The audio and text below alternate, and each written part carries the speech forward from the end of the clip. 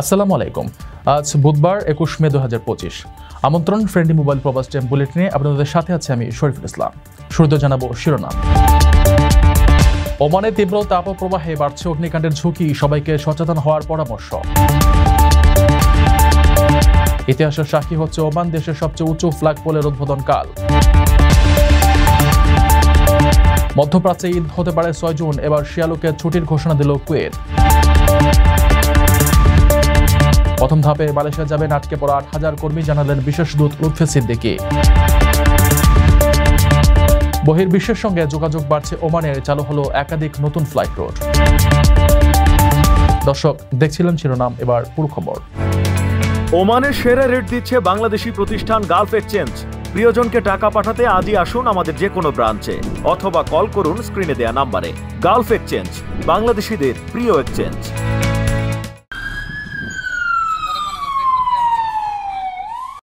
তাপমাত্রা বৃদ্ধির সঙ্গে সঙ্গে সাম্প্রতিক সময়ে ওমানে অগ্নিকাণ্ডের ঘটনা আশঙ্কাজনকভাবে বেড়ে গেছে।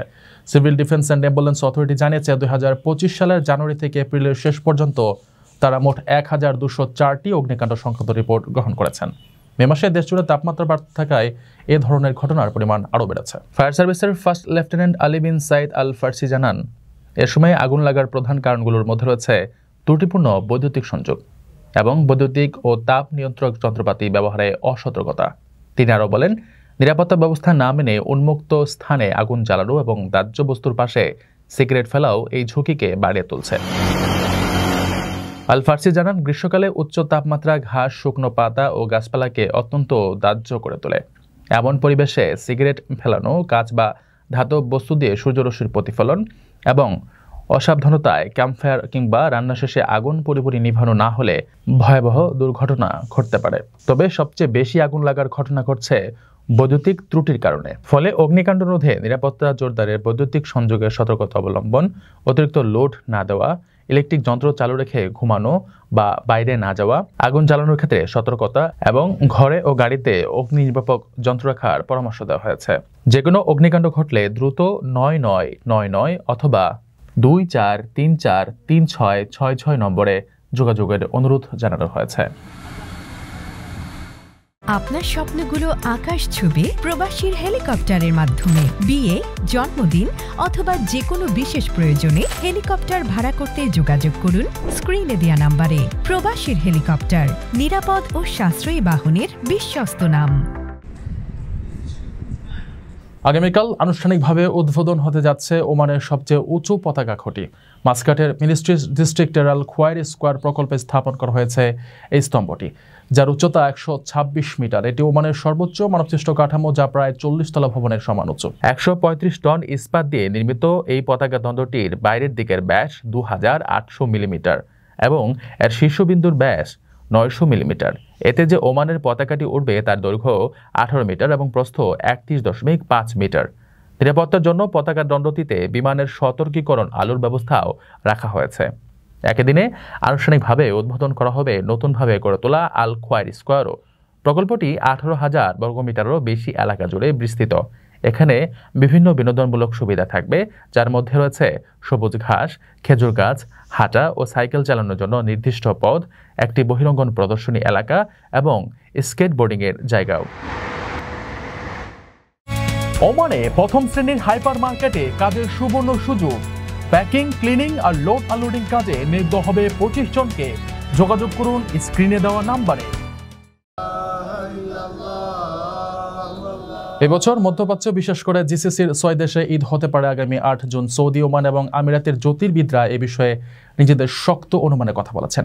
এবার মধ্যপ্রাচ্যের আরেক দেশ কুয়েতও জানালো তাদের দেশে জুন মাসের 6 তারিখে পালিত হতে পারে ঈদুল আজহা। আল ওজাইরি সায়েন্টিফিক সেন্টারের জ্যোতির্বিদ্যা সংক্রান্ত এক বিবৃতিতে এমনটাই জানানো হয়েছে। বুধবার এই প্রতিবেদনে এ তথ্য নিশ্চিত করেছে মধ্যপ্রাচ্য ভিত্তিক সংবাদ মাধ্যম গালফ নিউজ। গবেষণা কেন্দ্রটি বিবৃতি অনুসারে চলতি মাসের 28 মে সূর্যাস্তের পর 23 মিনিটের জন্য কুয়েতের দিগন্তে চাঁদ দেখা যাবে বলে আশা করা যাচ্ছে, যা নতুন মাসের সূচনা নির্দেশ করবে। সেই হিসেবে মক্কায় হজের মূল দিন অর্থাৎ আরাফার দিন বৃহস্পতিবার পড়বে, ফলে এর পরদিন শুক্রবার ঈদুল আজহা উদযাপিত হবে। এর আলোকে কুয়েতে মন্ত্রিসভা ইতিমধ্যেই 5 থেকে 9 জুন সমস্ত সরকারি সংস্থা এবং প্রতিষ্ঠানের কাজ বন্ধ রাখার ঘোষণা দিয়েছে। সেই হিসেবে কুয়েতে ঈদের সরকারি ছুটি থাকছে 5 দিন। পরদিন 10 জুন স্বাভাবিক কার্যক্রম পুনরায় শুরু হবে বলে জানানো হয়। সেই সাথে যেসব প্রতিষ্ঠানের কার্যক্রম একটু ভিন্ন ধারার তারা স্বাধীনভাবে তাদের ছুটির সময়সূচি নির্ধারণ করতে পারবে বলেও জানায় দেশটির সরকার।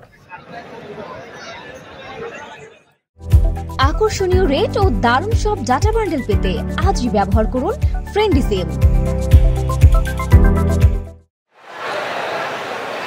প্রথম ধাপে মালয়েশিয়া যাবেন আটকে পড়া ৮,০০০ কর্মী। এছাড়া কর্মী পাঠানোর প্রক্রিয়ায় কোনো ধরনের অনিয়ম ও বৈষম্য থাকবে না। বুধবার ঢাকার জয়েন্ট ওয়ার্কিং গ্রুপের উদ্বোধনী অধিবেশন শেষে সাংবাদিকদের সঙ্গে আলাপকালে একথা জানান প্রধান উপদেষ্টার আন্তর্জাতিক সম্পর্ক বিষয়ক বিশেষ দূত লুৎফে সিদ্দিকী।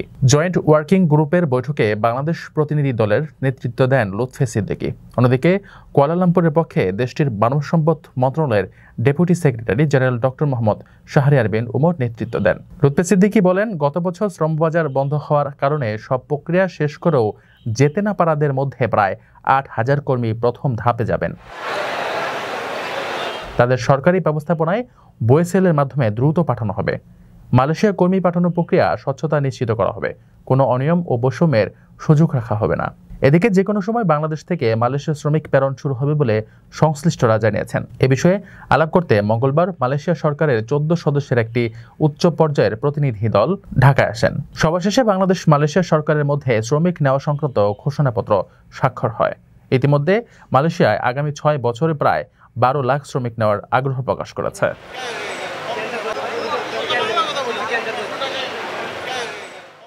রেমিটেন্স যোদ্ধাদের ঢাকায় বিশেষ ছাড়ে রেডি ফ্ল্যাট দিচ্ছে শতভাগ বিশ্বস্ত ও নির্ভরযোগ্য প্রতিষ্ঠান প্রবাসীর সিটি।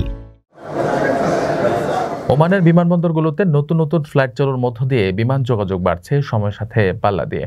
দেশটির বেসামরিক বিমান চলাচল কর্তৃপক্ষ জানিয়েছে, ওমানের পর্যটন ও অর্থনীতিকে উৎসাহিত করতে তারা নতুন কিছু আন্তর্জাতিক রুট চালুর অনুমতি দিচ্ছেন।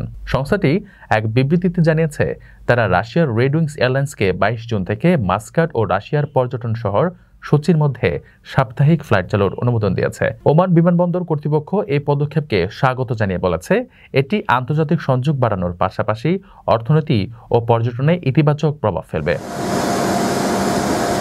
অন্য এক ঘোষণায় ওমান এয়ারপোর্টস জানিয়েছে, ভারতের স্বল্পমূল্যের বিমান সংস্থা ইন্ডিগো মাস্কাট ও ভারতের কেরালার কান্নুর শহরের মধ্যে সরাসরি ফ্লাইট চালু করেছে।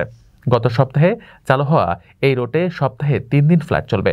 এতে ওমানের সঙ্গে দক্ষিণ ভারতের সংযোগ আরও মজবুত হবে। যদিও সাম্প্রতিক পরিসংখ্যানে দেখা গেছে ২০২৫ সালের মার্চ মাসে ওমানের বিমানবন্দরগুলোর যাত্রী সংখ্যা আগের বছরের তুলনায় ৮.৫% কমে গেছে। ২০২৫ সালের মার্চে যাত্রী সংখ্যা ছিল ৩.৫৪ মিলিয়ন, যেখানে ২০২৪ সালের মার্চে তা ছিল ৩.৮৪ মিলিয়ন। এর মধ্যে মাস্কাট আন্তর্জাতিক বিমানবন্দর ছিল প্রধান কেন্দ্র, যেখানে এক মাসেই ৩.১৮ মিলিয়ন যাত্রী যাতায়াত করেছেন। দর্শক দেখছিলেন ফ্রেন্ডলি মোবাইল প্রবাস টাইম বুলেটিন। শেষ করার আগে শিরোনামগুলো জানিয়ে দিচ্ছি আরও একবার। ওমানে তীব্র তাপপ্রবাহে বাড়ছে অগ্নিকাণ্ডের ঝুঁকি, সবাইকে সচেতন হওয়ার পরামর্শ। ইতিহাসের সাক্ষী হচ্ছে ওমান, দেশের সবচেয়ে উঁচু ফ্ল্যাগ পোলের উদ্বোধন কাল।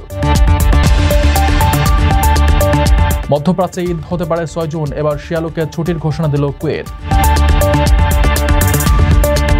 প্রথম ধাপে মালয়েশিয়া যাবেন আটকে পড়া ৮,০০০ কর্মী, জানালেন বিশেষ দূত লুৎফে সিদ্দিকী। বহির্বিশ্বের সঙ্গে যোগাযোগ বাড়ছে ওমানে, চালু হলো একাধিক নতুন ফ্লাইট রুট।